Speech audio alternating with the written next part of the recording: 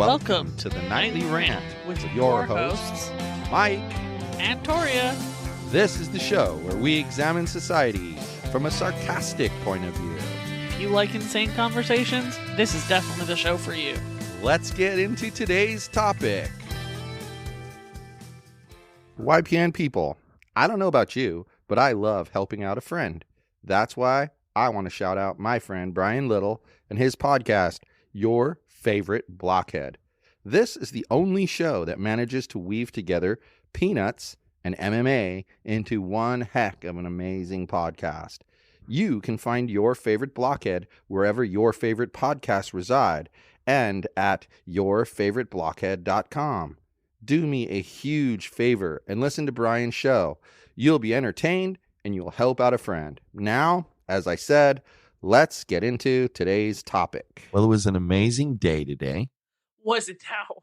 I worked my AS $ off. You had a day today like I had yesterday. It was intense. It was intense. Except I think you got way more done than publishing 3 blog posts, which is all I feel like I got done. Whoop, whoop. Well, and then you got the Bree getting ready for her surgery in a week. Yeah. And so today, the groomer came and we decided to have Yogi and Bree handled this time around. And it was funny because when she said, when she asked me who was going to get worked on, I told her it was going to be Bree and one of the bushy beasts. And she got kind of a laugh out of that. And she, told me so. She thought it was funny. But anyway, so then Yogi comes in and he looks so good. Like the way he looks right now, he's so cute. They're like, we should take his picture for in case they ever decide that dog licenses should have pictures, maybe we should take his picture right now and keep it for when that happens. Like those little name tags you can buy that I get advertised to all the time on Facebook with that their look picture like on an ID card. Yeah. With their picture on them. Yeah, exactly. It'd be great. And I mean, then maybe when people would register for an emotional support animal or a service dog, you'd make them give a picture, because I've always wondered about, how do they not move that from dog to dog to dog and be like, oh, there's Rex. There he is again. So, there's the other Rex. And there's the Rex the 5th, Rex the 10th. You get it. The ESA letters that I've ever seen from places I've worked and stuff, they only give you a very brief description of the dog. So for example, we could easily bounce the ESA between Yogi and Douglas because they look similar enough with a basic description that nobody would be able to know. So you're exactly right. People should get IDs. Yeah, by having the picture, then if the authorities ever came to be or were called about it, or if a landlord questioned it, boom, there's the picture. So it's kind of funny that you bring that up because earlier today I was reading this Am I the Asshole that I thought I felt particularly strongly one way or the other about it. All right. Let's hear it. All right. First of all, let's explain to the people again who haven't necessarily heard one of these before how it works. She finds one of these Am I the Assholes? And, there's a subreddit on Reddit called Am I the Asshole? And a Facebook group. And there's a Facebook group, and that's where she gets these from. But they give you their story about what happened, and then they ask you who you think is the asshole. And so I've not heard any of this story. I did not read it. I did not see it. She did not tell me anything about it. So you're going to get an actual original reaction as it happens. And I will sometimes stop her in the middle to ask questions or make a comment because I know that the story is going to go on and on forever and I'm going to forget. So yeah, that's how it works. All right. This one's kind of short. It's only 2 paragraphs long. Rad. So it should be pretty easy for you not to stop and ask questions in the middle. Rad. All right. So this person posted this under their real name, not anonymously. That's the first thing I would like to point out. If that tells you anything about the kind of person this is. All right. So, I was in Walmart getting a few items. I have a service animal. It specifically says on both sides of his vest in big, bold letters, do not pet.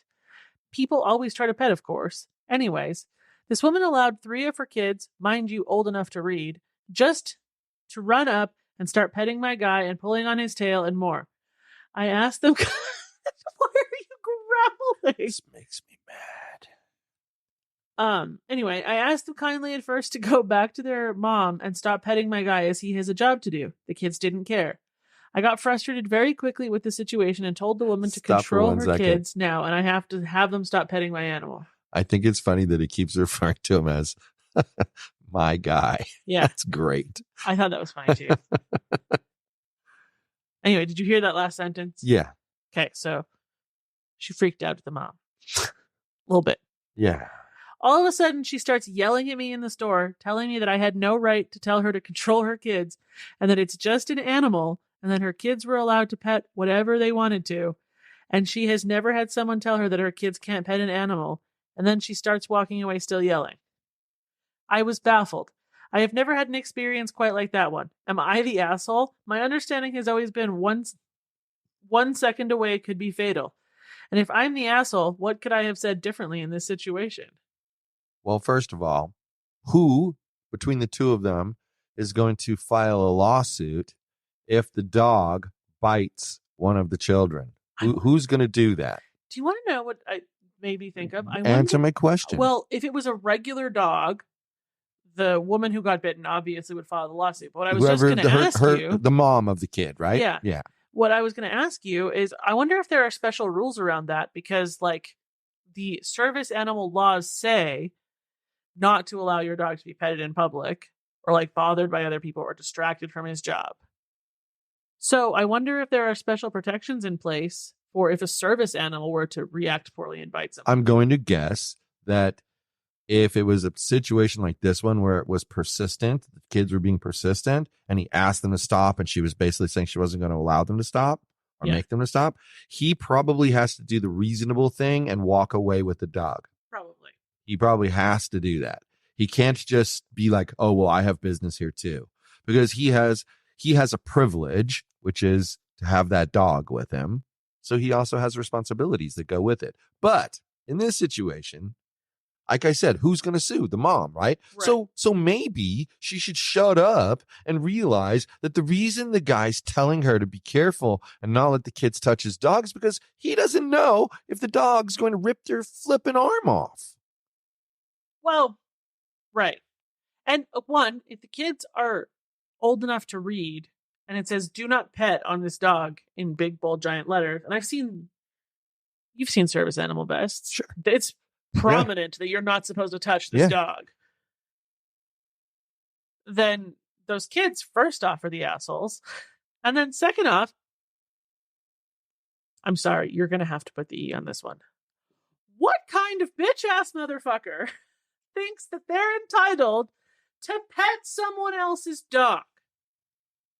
Yeah. You know, service animal, not a service animal, fucking rando dog walking down the street with no owner. Who are you to be entitled to pet that dog? Like Bree. Bree's the sweetest creature. And when she meets someone new, 99.9% of the time, she's the friendliest thing. There's only been once or twice where she's growled at somebody because she didn't trust them. Well, they were being like mega sus the way they were coming at her. But she, as sweet as she is, she's still a dog. She's still an animal. And something could happen and she could snap at you and not even mean to hurt you. Right. And hurt you. Right. So she said it to me 100 million times. Exactly. I've gotten many nicks on my knuckles and stuff from her, like trying to grab a ball out of my hand or whatnot. She's got a strong mouth. And she doesn't mean to hurt you, but she hurts you. Well, if I told you, be careful, don't pet my dog, she could bite. And then you still go F you and you pet my dog and she bites you. Now I don't think you should be allowed to sue me. Like when we've encountered children who have been polite, unlike these little jackholes, and asked if they could pet our dogs, I always tell them, well, this is only the last time we only had 2 dogs. So sorry, Douglas, you're being left out of this. You can pet the big one. The little one doesn't like people. Yeah. He only likes his people. Well, he's okay with adults, but he doesn't trust children. No. So then they pet the Saurus and she gets all happy and she frolics around with him like a lunatic and all is well. Yeah, she loves the attention. But if they went after Yogi and he went crazy, it might give that kid a lifelong fear of dogs. Like, I don't want that to happen. Well, and that's kind of my point here. It's like, you don't approach someone else's animal of any type without understanding you could get injured. I mean, people have done that. Like, I had Igby, the iguana, and he was like a good 3-footer with thick body, like thicker than the Coke can. And he was sitting on my shoulder, had a leash attached, and somebody came up and they touched him, and he went pow with his tail like a whip, and it cut their arm. And they were complaining to me that you need to pay to have the stitches. And I said, I'm not paying nothing. Did I tell you could touch my lizard? It's your pet. Who thinks that they can touch someone else's pet without permission? Yeah, it's crazy, right? Like, that's just, it's out there in my mind. Can you imagine? Imagine we're like obedience training the dogs in the park somewhere. And some little kid I know comes where up this is going. and they're like petting her and pulling her tail. I'm just describing what was described in this MID asshole. Petting her, pulling her tail. Yeah. That would be so aggravating because this dog is supposed to be doing something else right now. Please leave. Yeah, and so then she turns around and snaps at them, and they get upset about it. I'm too bad. Right. Too bad. Okay, put it this way. Do you agree that a dog is a possession? Yes. Okay. I'd be just as pissed if somebody walked up and started touching my iPhone. Well, I mean, put it to you another way. Don't touch my stuff. What if you say your dog is your child? She's my baby. So if their dog is your child, would you allow someone to do that to your children? Just walk up and start touching them? No, you'd beat their ass. You'd beat their ass. So why should they be allowed to touch your dog? So we've covered it. No matter which side of the spectrum you are, dogs are possessions or dogs are family. You're covered. Exactly. That's why I did it. That's why I said what I said. I think it's insane to believe that you can walk up to somebody's dog and just start petting them without asking.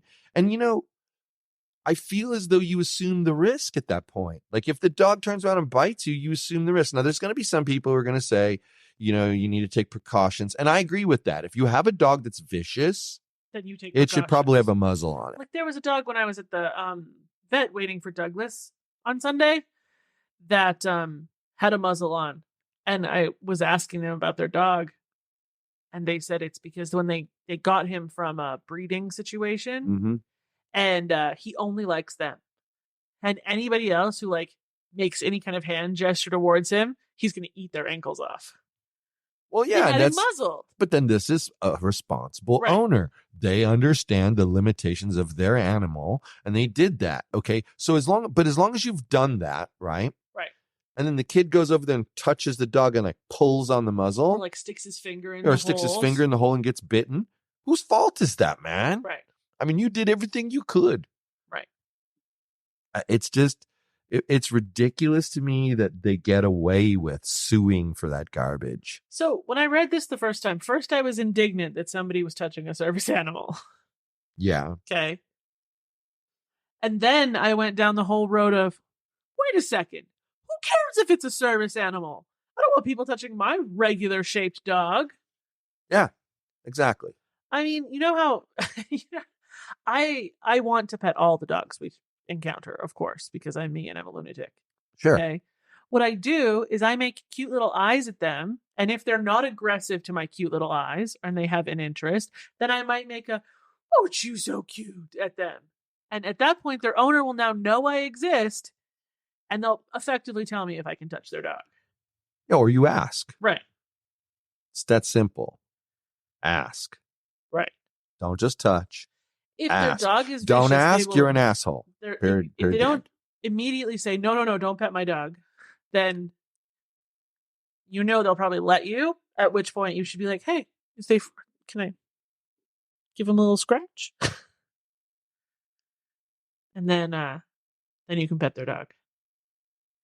Yeah. I think that part's funny. I wonder if people in public want to pet Wally the alligator. Wally the alligator? Who the hell's Wally the alligator and why do we care? Have you not? Have you been living under Are you a talking rock? about the alligator support animal? Yes.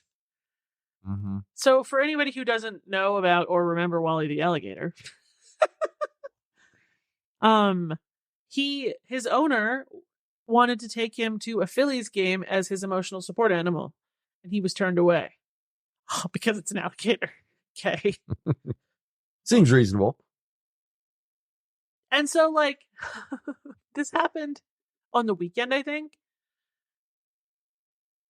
So it's been a few days.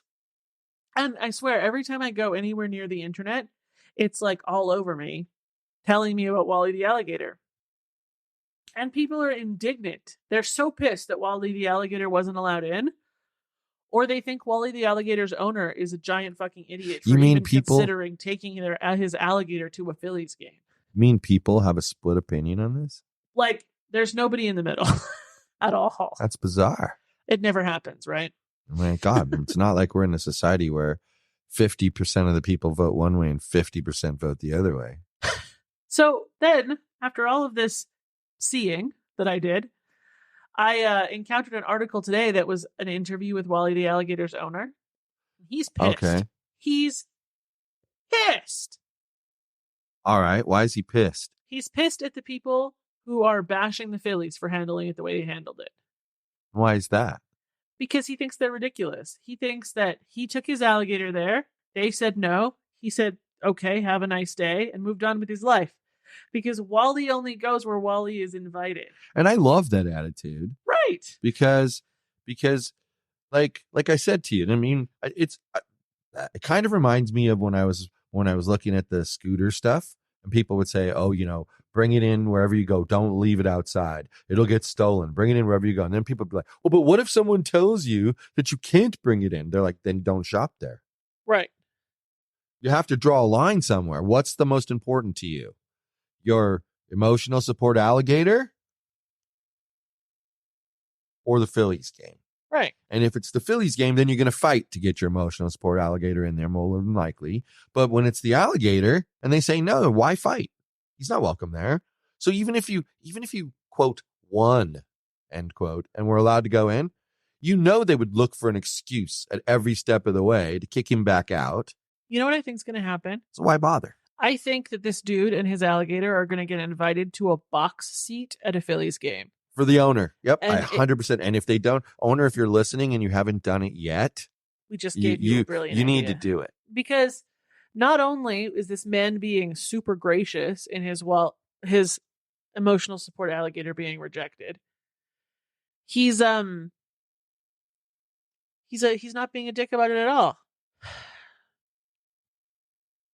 Well, yeah, that's the thing. He's accepting of the decision. And it reminds me of what I learned years ago. When you talk to somebody and you ask them for something, you say, "Hey, would you be willing to not leave your socks on the couch, Mike?" You ask me that. All right. Now it's up to me to make a decision what I do.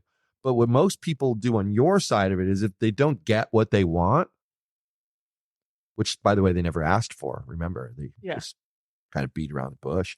But when they don't get it exactly what they want, then they get upset, which is silly because if you wanted the thing to be that way, make it clear that that's a trouble. But in any event, back to Wally and back to the Phillies. Yeah, but I don't have to. I'm not going to get mad at the Phillies because they said my emotional support alligator can't come in. I'm just going to move on with life because I'm hanging with my alligator. This conversation sounds so ridiculous, and I'm really, really glad that we're having it. Well, that's why I keep saying my alligator over and over again because I think it's funny. I think that the Phillies owner should invite him to sit in a box, and I think that solves all the problems because we know that the box seats have a very limited guest entry.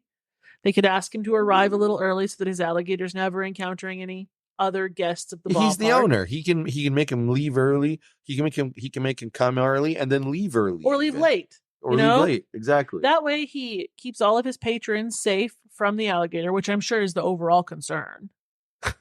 Yep. You wouldn't let a grizzly bear into a ballpark. Not unless it was in a cage. Even then, It's a grizzly bear. Yeah, Anyway, it's true. but then he's also going to make right with the public who is outraged. And then Wally the alligator's owner can be like mega appreciative all over the place about it because Yeah. he will be. And it'll just do good things for the Phillies.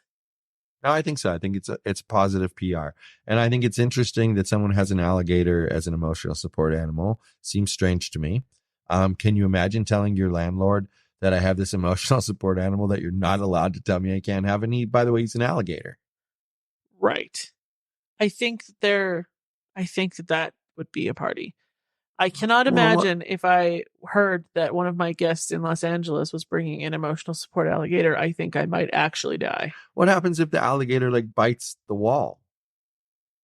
Crunch. I mean, well, not being allowed to not bring them doesn't mean you're exempt from damages that they cause. yeah, I know. So if alligator But bit the wall, then alligator would be There's triggering still- air cover. There's still the point, like this is one of the things I think about when I think about owning property and renting it out, is there's still a point at which you'll never collect the money from the person. They can only afford so much. Well, but if they book through Airbnb, which is specifically what we're talking about here, then air cover covers the cost of the damage. It's an up to $1 So you're million insured. insurance policy. So you're insured. Yeah. All right, that's a different story. Who That's cares? why it pisses me off so much when Airbnb doesn't cover the claims. Emotional support alligator. I know. I don't know. It when I first heard about the emotional support alligator, I just shook my head. But then I thought to myself, you know what? Well, who am I to judge? I mean, we have a chameleon and we have a bearded dragon. People probably think we're insane. I but think we're insane. It is what it is, man. We haven't told the people about Huey yet. No, and we will at another time. So please don't mention his name again. Is that chameleon who shall not be named yet? You know, if Mandy would ever actually sit on my shoulder and not be such a jumpy little jackass, the bearded dragon, in case anybody forgot her name, Yeah. she could be my emotional support beardy. Yeah. Yeah. Here, I thought you were going to say we could do a video podcast and have Mandy be on the show. Well, we could do that too. All right. Well, I think we beat the dead horse and the emotional support animal. Emotional and- support horse. and everything. We just beat it to, the biting dogs, everything. We just beat it to death Don't tonight. touch my emotional support horse. Don't touch my animal, period. Good night, everyone. Hasta la bye-bye. Thank you for listening to the Nightly Rant. If you enjoyed the show, please give us a 5-star rating on Apple Podcasts or Google Play. If you didn't enjoy the show, please just ignore that previous request for a rating. This has been a Yogi's Podcast Network production.